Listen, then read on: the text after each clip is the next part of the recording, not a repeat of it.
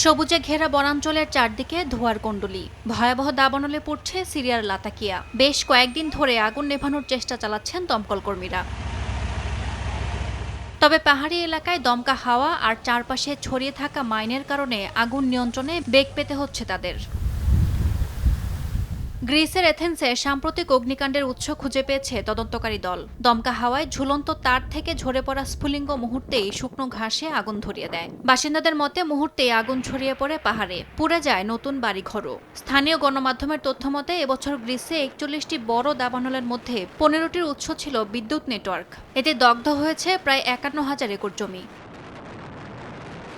এছাড়া দেশটির ঋণ সংকটে বিদ্যুৎ খাতে বিনিয়োগ কমায় এই নাজুক পরিস্থিতি তৈরি হয়েছে বলে অভিযোগ করছে বিরোধীরা। তবে সরকার বলছে ২০১৯ সালের পর থেকে বিনিয়োগ বাড়িয়ে বছরে ৭১.২ কোটি ইউরোতে উন্নীত করা হয়েছে। বিদ্যুৎ বিতরণ সংস্থার দাবি, নিয়মিত রক্ষণাবেক্ষণ, তার মাটির নিচে নেয়া আর আশপাশ পরিষ্কারের কাজ চলছে। ইয়াসমিন অনন্যা, সময় সংবাদ।